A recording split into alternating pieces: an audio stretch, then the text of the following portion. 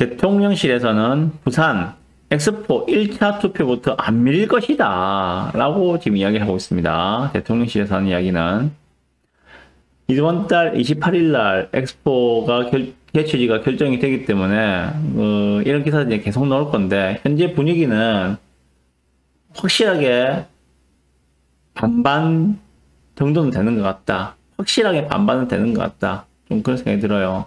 이전에는 좀 밀렸다고 하던데, 사우디 리야드에 우리 대한민국 부산이 밀렸는데, 지금은 확실하게 반반 정도는 되는 것 같다. 진짜 박빙이다. 어디가 되든지 간에 박빙의 차이로 될 것 같다. 우리가 전혀 뭐 밀리는 분위기는 아니다, 이제. 그런 이야기를 하고 있습니다.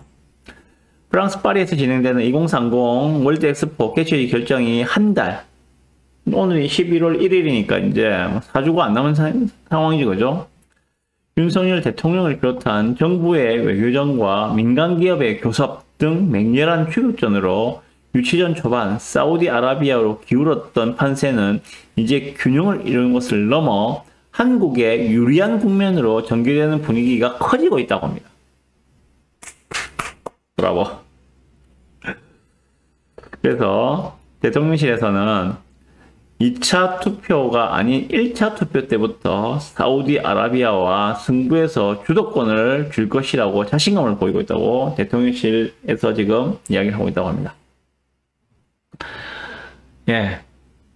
이 대목과 더불어서 선택이 코앞 40여 중립국 막판 집중 공략 2030 엑스포 부산에서 라는 기사가 있어서 같이 가져왔는데, 이건 지금 서울의 잠실, 잠실에 있는 뭡니까? 롯데월드 타워에도 지금 이렇게 부산 is ready, 힙 코리아 해가지고 이게 뭐 파사드 미디어 그래가지고죠. 이렇게 지금 외벽에다가 롯데타워 외벽에다가 이렇게 광고를 하고 있는 그런 모습을 볼 수가 있는데, 정말 우리 예전에 그 88 서울 올림픽 유치할 때처럼 그런 감동을 한 번 더 느껴볼 수 있지 않을까. 뭐 서울 코리아 하듯이 이번에는 부산 코리아 요게 28일 날 울려 퍼졌으면 정말 좋겠습니다. 네. 이제 아직까지 뭐 성향은 이 중립국적인 성향의 나라들이 40여 개국이 있는데, 이들의 부동표라 그러죠, 그죠? 부동표를 어떻게 잘 흡수하느냐에 따라서 막판에 우리가 더 유리한 고지를 점할 수도 있다. 뭐 그런 이야기들을 하고 있습니다. 이 대목에서 제가 요거 하나 소개해 드릴게요. 이 영상 보셨을지도 모르겠는데 한번 보시죠.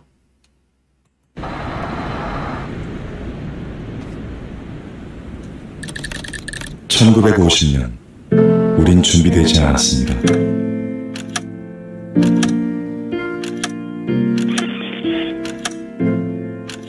수많은 피난민, 부족한 물자, 춥고 배고팠던 그 시절 우리에게 손을 밀어준 나라들이 있었습니다.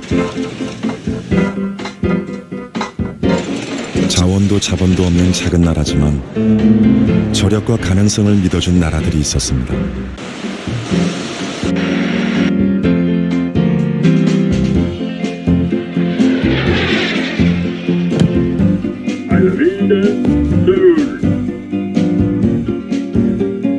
(1988년) 냉전시대 화합을 이끌었던 축제부터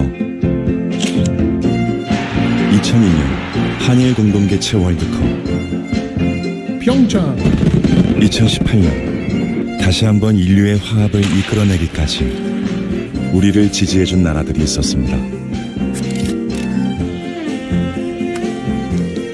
첨단 기술에서 K-팝, K-드라마까지 우리의 기술과 문화 콘텐츠에 환호해준 나라들이 있습니다.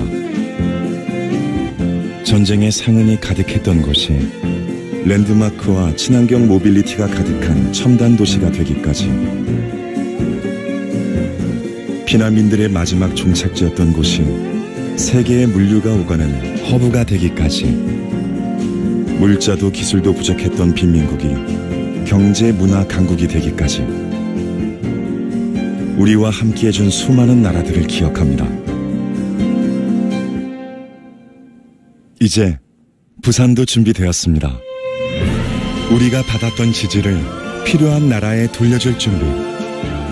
미래 세대에게 닥칠 문제들을 함께 고민할 준비.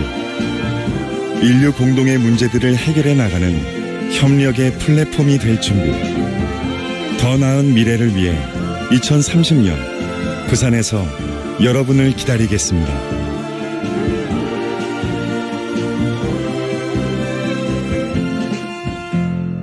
네, 잘 보셨죠? 예.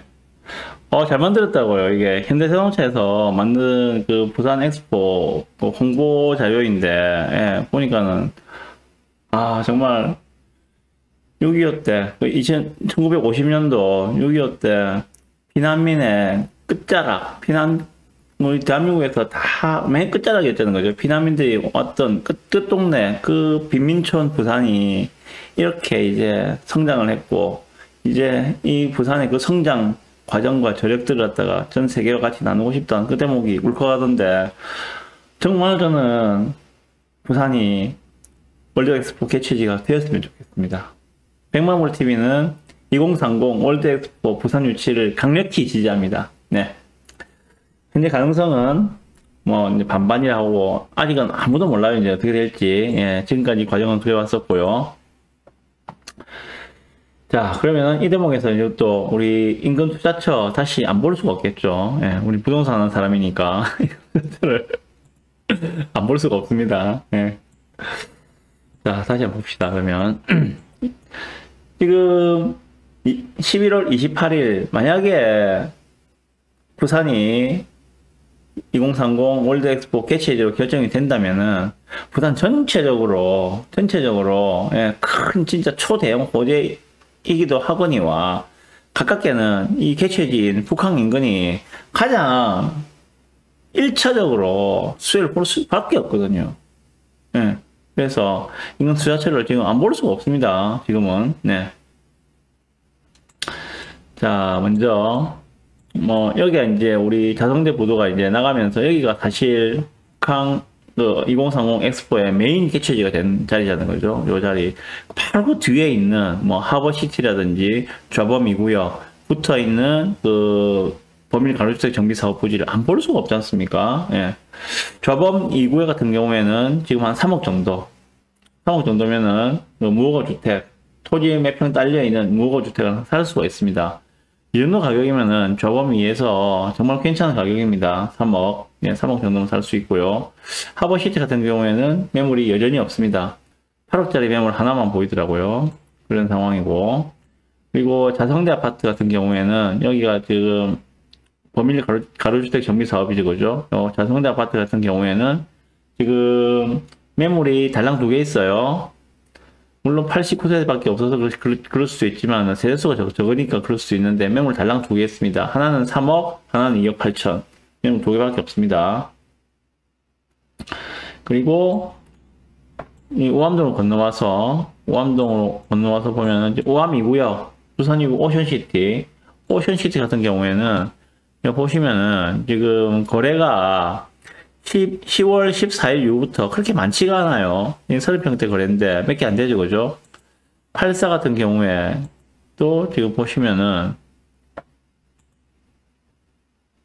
16일부터 시작된 거래량이 하나, 둘, 셋, 넷, 다섯, 여섯 얼마 안 되거든요. 생각보다 안 많아요, 지금. 예. 그래서 초반에 여기 프리미엄 손피로 RR급 물건, 오션시티에서 RR급이라 하면은 우리 119동 얘를 말합니다. 118동이나 119동에 고층이면서 84 A타입 남서 바라보고 있는 물건들, 얘들이 RR이거든요. 얘들은 소위 상위 1% 안에 드는 물건입니다. 얘들 같은 경우에는 손피로 5천을 불렀어요. 매도자가 원하는 프리미엄이 손피 5천을 불렀는데 지금은 많이 내려왔습니다. 손피 3천, 손피 2,500, 손피 3천. 그러면은 실제로 매수자가 부담할 금액은 5천만 원 정도. 예를 들어서 119동의 고층 물건이다. 119동의 고층 84A 타입 남서양뷰. 얘는 분양가가 5억 9,900, 약 6억이거든요. 그러면 6억 5천 정도면은 살 수 있다. 지금은. 그 이야기입니다. 예. 그런데 만약에 2030 개최지로 결정되고 나면은 그 가격에 안 팔겠죠. 어쨌든 그리고 프리미엄 수준은 좀 많이 절반 정도 꺾였다라고 보시면 될 것 같아요. 그리고 조금 앞에 저 해링턴 말에는 제가 말씀드렸잖아요, 그죠? 여기는 프리미엄 한 3억 3천 정도, 84타입 기준으로 그 정도 보시면 될 것 같고, 조금 확대해서 요 범일역 아래쪽에 보면 여기가 범일 2구역이죠, 그죠? 범일 2구역. 여기도 좀 관심 있게 보셔야 됩니다. 범일 2구역 같은 경우에도 프리미엄 1억 5천짜리가 보이더라고요. P 1억 5천짜리가. 여기는 지금 사업시행인가 났죠? 제 정확히 기억이 안 나는데 아마 났을 거예요. 여기는 사업시행인가가. P 1억 5천짜리가 보이는 걸 제가 봤고요. 그리고 요 위쪽에 문현 3구역. 문현 3구역 같은 경우에는 P가 2억 3천 정도. 이건 지금 이제 2주가 거의 끝났습니다. 내년 초부터 이제 철거 들어갈 거예요. 문현 3구역은. 예. 다 왔다 이야기입니다. 4년 뒤에는 여기도 새 아파트 된다는 이야기예요. 여기가 이제 프리미엄 한 2억 3천 정도. 그 말은 총 매매가 뭐 한 3억 중반이면 하나 살 수 있다. 그렇게 보시면 됩니다.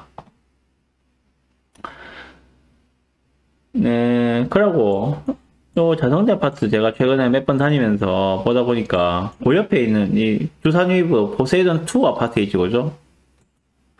얘가 지나면서 보니까 좀 눈에 들어오던데, 물론 용적률은 거의 800%에 가까운, 그리고 17년 된 아파트입니다. 2007년부터 이제 입주했다 보면 되니까 690세대. 거의 뭐 그냥 상업지에 있는 일반 우리 그 아파트를 보시면 될 것 같아요. 근데 얘 같은 경우에 이동이죠, 그죠? 103동. 102동 같은 경우에는 여기 자성대 아파트 이쪽에 가로주택 정비사업해서 올려버리면은 좀 조망에 훼손이 오겠지만은 103동 같은 경우에는 요거는 아마 영구조망 될 것 같더라고 보니까는. 여기서 남쪽으로, 게다가 남쪽이냐 그죠? 남쪽으로 이쪽에 그 뭡니까? 부산항대교 남쪽으로 영구조망이 나온다. 요거 상당히 메리트가 있는 걸로 보이더라고요. 단지 좀 구축이다. 그리고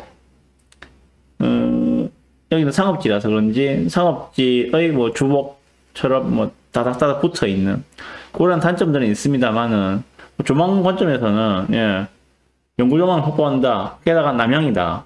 요거는 큰 메리트가 생각이 들더라고요. 요 앞쪽에서 영구조망 나오는 것들은 큰 평수거든요. 49평, 약 50평이나 보시면 될 것 같고, 뭐 7억 한 초반 정도면은 살 수 있겠더라고요. 그래서 조금 큰 평수에서 살고 싶은 그런 분들은, 그러고 따뜻한 남양집인데 북한의 영구조망도 누리고 싶은 그런 분들은 실거주용으로는 여기 사시는 것도 나쁘지 않아 보인다 생각이 들어요. 여기서 뭐 문현역도 별로 안 멀고요. 예, 바로 이 다리 건너면 문현역으로 바로 갈 수 있거든요. 예, 그 먼 거리도 아닙니다. 물론 여기 범일역으로 가려면 거리가 좀 됩니다. 여기서 버스 타고 가야 돼요. 버스로 한 2정거장은 가야 되니까는 조금 거리가 있습니다. 이런 것도 보이더라고요. 그래서 뭐 이 주변에 또 뭐 새로운 투자처로 한번 제가 검토를 해보려고 합니다. 포세이돈 2 아파트도요. 네. 자성대 아파트 같은 경우에는 뭐 저에게 매수 문의를 하시고 대기하고 계신 분도 있고, 이번 주에 거래를 하려고 갔는데 갑자기 가계약금 넣으려고 하는 순간에 매도분께서 뭐 가격을 확 올려버리는 바람에 계약이 깨졌는데 지금 그런 분위기입니다.